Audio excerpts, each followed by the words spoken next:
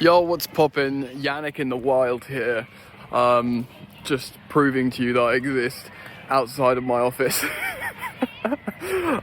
Happy international break. I'm trying to do a video at some point today, but my ruddy internet is down at my home. So I'm gonna go and film. And also, I just wanted to do a different intro because I thought it might be fun. I've got a new green screen graphic, which you will be seeing after you see this. So that's terribly exciting. I will also be having a new graphic on the second channel, Football Yannick.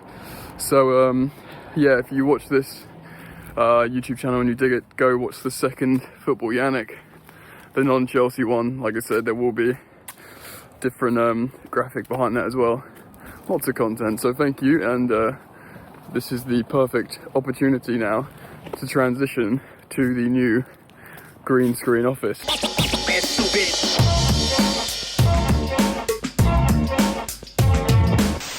And here we are, what's poppin', guys? Welcome back to the Football Therapy with me, your host Jan. I do hope you're doing well, and yes, to the studio. Hold on. Yeah, look, got a new design done here on Football Therapy. I wanted something like, I've had loads of different green screen designs over the years. I had the one outside Stamford Bridge with the motion when I was a bit too small. I've had other ones. I've had like a temp, one in recently.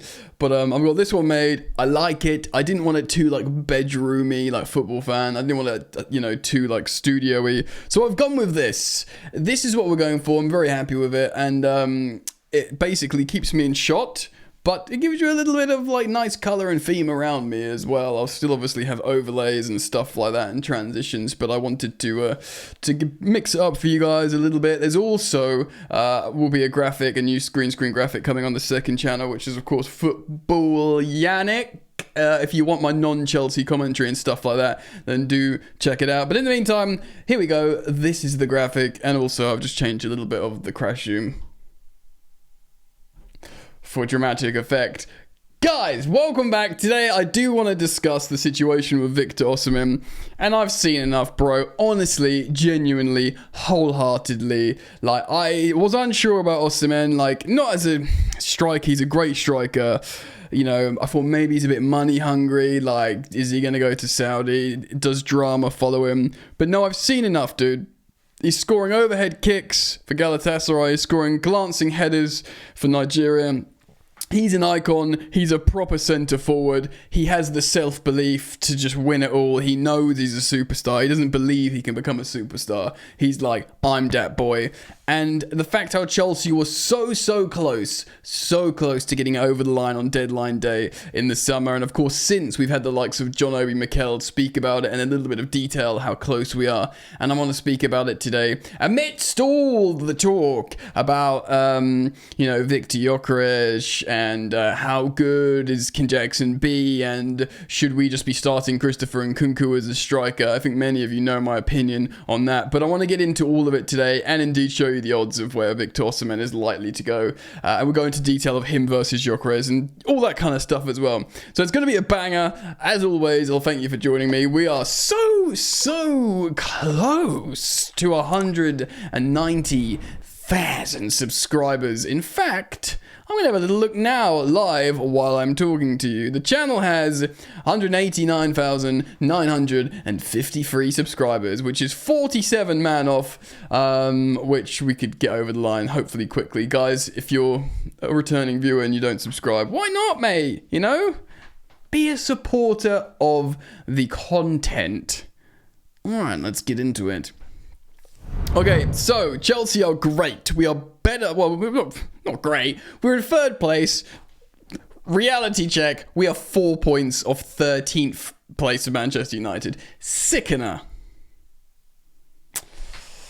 But the truth is, we are a lot better. It is far less chaotic than under Mauricio Pochettino. There is a system that can be relied on. We've heard it from the players. They speak about, they know what they're doing. Levi Colwill's been very vocal about it, saying this season under this manager, they feel that there's this new confidence because there's this detailed plan and less of a laissez-faire, go and have fun, boys. Do you know what I mean? And at this level in the Premier League.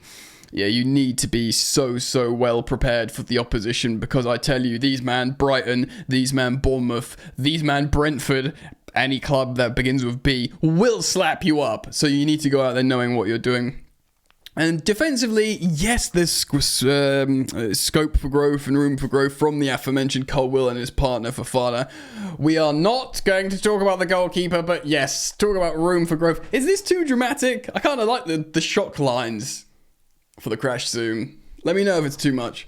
Yeah, so defense, there's room for defensive personnel development, and indeed there is this notion that we need one, senior defender to come in and just start and, maybe go next to Colwill, and then Fofana can develop under him. It was never really necessarily going to be Tosin. Tosin's just like a good operator, free transfer, a bit senior, and a guy that you can rely on to come in and out in certain competitions. Great, no one's arguing with that signing. But defence aside, systemically, we're a lot better. And of course, that is largely as well to do with I say not even development, but the fact how Caicedo's settling now. Like, Caicedo will get better, he's young, but he was already sick. He's calmed down, he's settled, his confidence is back. And that's helping Chelsea's defence. Of course, there's the points of Lavia being next to him as well. So the defensively, structurally great. And Chelsea create a lot of chances. We do. We got superstars like Neto and Cole Palmer. Joao Felix is a talent. Sancho is a talent. And this is a really important point to make.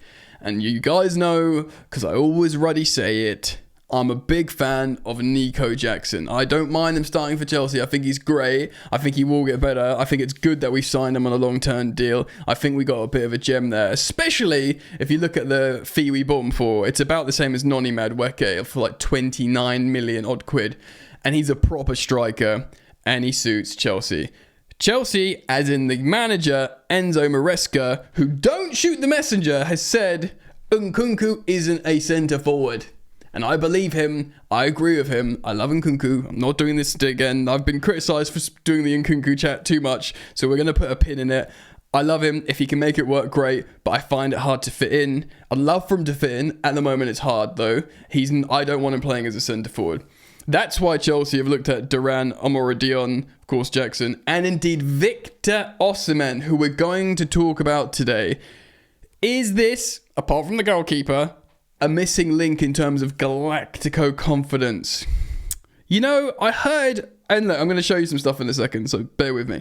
I heard on the Straight Out of Cobham podcast, which is the athletic football podcast for Chelsea, a question was posed to the panel. If there was one player you could bring back from a previous team to this current team, who would it be? The younger journo said Eden Hazard, because he's watched him, and quite rightly, the idea of Palmer operating on the sort of right channel and Hazard on the left feels like, who do you man mark out of this game? You just can't, and that would be amazing. I get it, but the other two panelists, Liam Twomey and the host Matt Davis Adam, said Didier Drogba. And I agree, because they spoke about a leader up front, a sort of big, proper striker, and he's actually... Drogba was really underrated defensively, like the first man on corners and stuff. Like, he was great in both boxes, Drogba. But they didn't mention as well, Drogba was like king of finals, scoring in finals. Like, his scoring record in finals is insane. In fact, he's always put up, when Arsenal and Chelsea fans are always arguing who was the better striker out of Henry and Drogba. I think Henry was the better footballer, but you'll talk about Drogba, how much of an icon he was, and just big moment, clutch moments. Like, Henry didn't score in any finals. Drogba scored in every final. And if you think about Chelsea lately, what's our weakness? We don't score in finals. We've lost in Wembley so many times in so many cup finals, often to Liverpool. We need a Drogba type figure. Interestingly, none of them said Courtois, well, let's say Czech, because the football now, especially under Maresca, would a better Czech... how good was Czech's passing? He just wasn't asked to do that kind of stuff back then. So yeah, the big one as a centre forward is if Chelsea have a proper... And this isn't a slight on Jackson, who's good and developing, but just to take you up to that next level, this sort of strong, proper, a proper number 9. Jackson is dare I say, a proper number 9, but lest we forget, he is a recently converted winger. I'm talking about a bread and butter centre forward, not a child, a winner that's won trophies. I know Gyökeres has won. Did Sporting win last season? Because I know they've won 2 out of the last 4 seasons under Amorim. They must have won. Did they win last season? I guess so. But, you know, Osimhen's won the Scudetto, and it was that iconic Scudetto, the first one in, you know, since Maradona or whatever it was. He's used to being that guy. Now, I kind of, like I said, first, let me just show you this, guys. This is the odds and odds checker on a recent update. Victor Osimhen's next club odds. As you can see, over 79% out of the betting has gone to Chelsea at 4-1. Arsenal, Man United, PSG. Now, PSG kind of like pulled out. It did look like they were really keen on him. Arsenal desperately need a striker. The way I look at this, many of you will be watching this, guys, and you'll be like, no, we want Victor Gyökeres. He scores a crazy amount of goals. And yeah, he looks dope. I did videos on him a year ago about coming to Chelsea and links. I know about him. I do think he's more likely, and I'd love it if we signed him. I'm not saying he's a bad striker. He's a great striker. I think he's more likely to go follow Amorim to Man United. I do think there's an element of that. Or Arsenal are in such desperation for a centre forward. Kai Havertz as a first choice striker who's not even a striker is wild to me. They need a striker, and I wonder if they will chase down Gyökeres. And then sort of Chelsea and Osimhen seems like, unless he wants to go to South, I don't think PSG will sign him for a few reasons. Firstly, they pulled out a long time ago.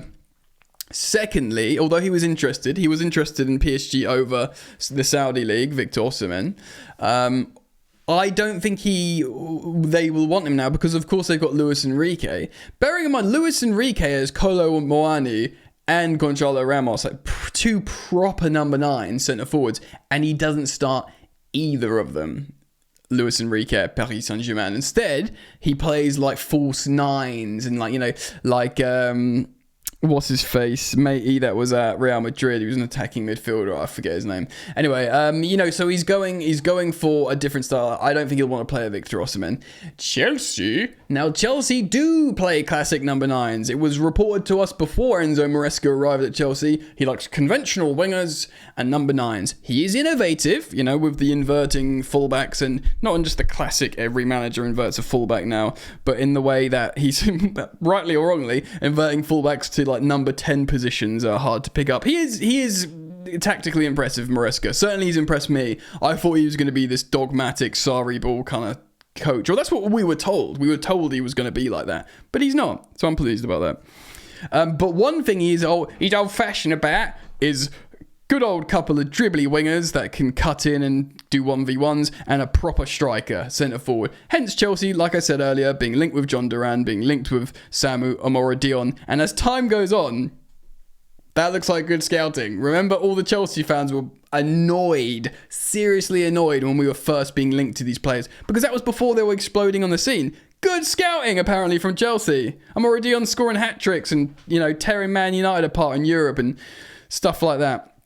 So Chelsea are looking for a striker.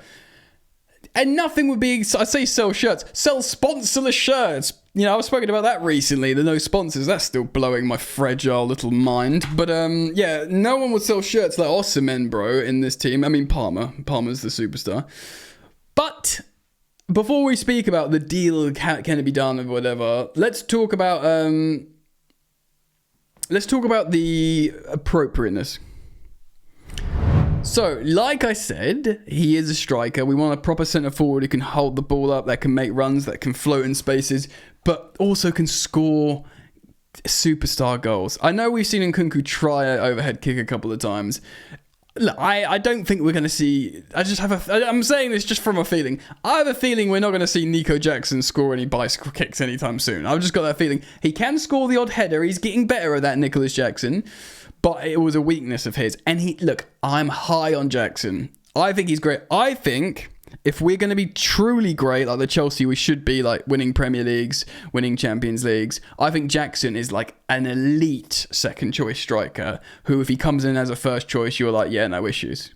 Because we've got clutch players all around him and he's a good striker. I think we're lucky to have him. I think it was an excellent purchase.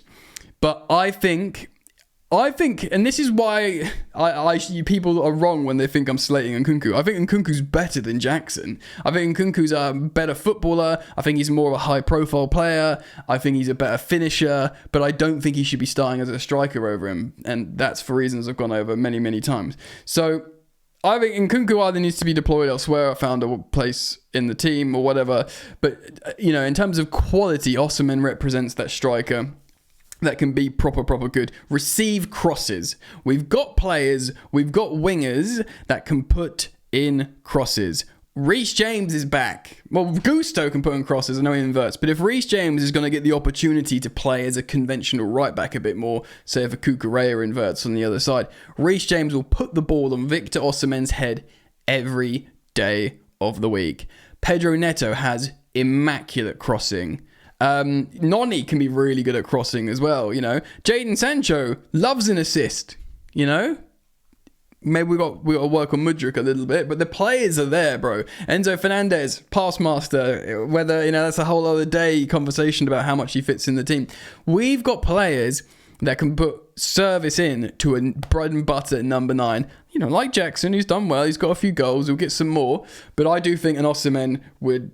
I've spent some time thinking about it, and I'm all in now. But obviously, I'm big on the wage structure. I think that's intelligent. So let's talk about the money, yeah? Okay, so yes, I've sort of nailed my colours to the mast about not wanting to turn into a Manchester United of the last decade, becoming a club for mercenaries, paying them silly wages, because we were like that. And even at the beginning of the new regime with, the Koulibalys, the Aubameyangs, even the Sterlings, paying them silly money, bro, and in a dysfunctional side, and the whole thing was embarrassing. The wage structure brings everyone... It's kind of like a bit of like a communism vibe. Everyone's the same. We all get paid the same. But you can get paid more. You can get paid more if you're really good. You can even get your base salary raised, like Cole Palmer, if you're amazing. Cole Palmer's base salary went up from like 65k a week to 120k a week. So Cole Palmer, reference for the player who got the most goals and assists, the most goal involvements in the Premier League last season, more than any other player, more than Erling Haaland. He's just got a pay rise that puts him on less than half of what Kai Havertz is on at Arsenal.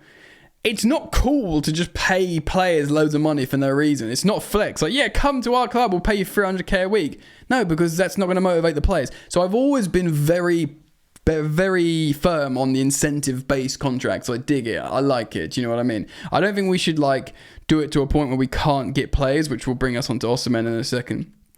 But, if you're in the Champions League, you get paid more. If you don't qualify, you get paid less. Back yourself. Do you know what I mean? If you win, you get bonuses. I like that. I think it's good for the team and it's good for the sporting development. Some people may disagree with me that you just think, you just pay the big money for the best players and you'll be the best team.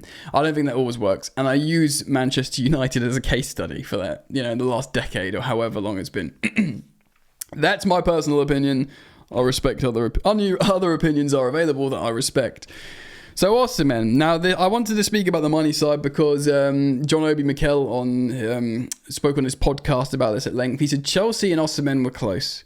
They were very close. It's not like there was this insulting offers made to him and he waved it away. They did get close, but they didn't get over the line. And in fact, Osimhen, just before he went to Galatasaray on a loan, of which apparently loans weren't available. We wanted to loan him for the first season, but he was like, no, I won't go on loan. And then goes on loan in a weaker league. Of course, he's having a great time at Galatasaray. They've got an amazing fan base and he's clearly loves to be loved, which is not a bad thing. So he's enjoying his time over there, which is great. But he fired his agent, right? So after that negotiation failed. But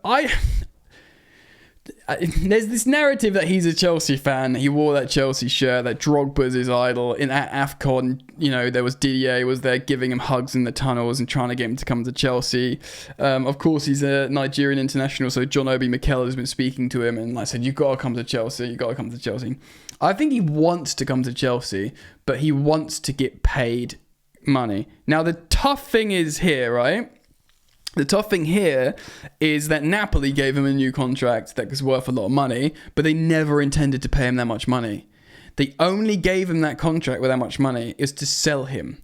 because they're like, right, we'll pay you a few months this silly salary, but you're going. Do you know what I mean? It just makes you means you're not running out on your contract, so we can sell you for more, for a realistic price in terms of your quality, and everybody wins. They didn't sell him. They were screwed. They've loaned him to Galatasaray. Of course, Conte never planned for him. He wanted Lukaku. They're top of the Serie A. They look like they're going to win the league, or they could win the league, so they're having a lovely time without him. And then there's this situation with his big wages. Now, Chelsea, from what we've understood from reports that I've reported on in the summer, Chelsea got to the point where they said, you know what, bro, like, even though this is silly wages for us, you know, Saudi will pay it, PSG will pay it, even for us, this is like, you know, we think it's silly, we will still give you the opportunity to earn this, what we deem massive wages, through a structure, through a very personalised structure. So not just like, you know, Chelsea, they'll give him probably the basic of, you know, the highest of basics, which is like Enzo Fernandez and Caicedo. They get paid more than Cole Palmer and people as well, you know, because of the need and the you know, when we signed Cole Palmer, we weren't battling people to sign Cole Palmer for 40 million. We were with those two midfielders, and there's, you know, there wasn't any like high profile Galactico central midfielders around. So I think they are on this base of like 150, 160k a week, which is high wages, right? I think Chelsea will offer that to Osimhen, saying, right, you'll get the high base wage. Look at Enzo Fernandez, World Cup winner, best young player at the World Cup, you know, that sort of star quality. We'll give you that base wage, and also a little bit different. We'll give you a goal bonus. If you qualify for the Champions League, you automatically get a pay rise. If we win a trophy, you get a pay rise. You can make that money that you had at Napoli. You know, you can make it happen, but you got to agree to that. And apparently, it was close, but it didn't go over the line. And the way John Obi Mikel has since spoken about it on his podcast, he's essentially said, yeah, I think we can get it over the line. We can pick up. He said January or the summer. I don't think personally it's going to be January now, purely because he's having a lovely time at Galatasaray. But I don't think he is going to just be like, right, I'm done. This is it now. I'm Turkish football for life. I mean, maybe. Of course, you know, Drogba had a lovely time over there, and he's a bit of a legend over there as well. But I do wonder, and I think now, he always felt like quite a Chelsea striker, Osimhen, to me. He felt like he could pick up this, you know, iconic African mantle at Chelsea, and, you know, he's just the player we need. And, you know, I think in reality, in the way things are going, I think he does suit us. Just watching how he plays, how he moves around, and he does work hard, Osimhen, and he does. He doesn't just sit in the box. Like you'll see him move a lot more than like an Erling Haaland, and he's just a bit of an icon, and I think he'll elevate us to that next level that we need. And look, Victor Gyökeres, he's great. He's scoring loads of goals for club and country. Fabrizio Romano's tweeting about his stats, but he's not a superstar like Osimhen, and I do feel that there's a bit of an allure there. So my mind is made up. I would like it, but will it happen? I do not know. So let me know your thoughts. Please do leave them in the comment section below. As always, thank you for liking. Thank you for subscribing to this channel, Football Therapy. Let me know what you think of the new graphics, and I hope to see you back here soon. So peace.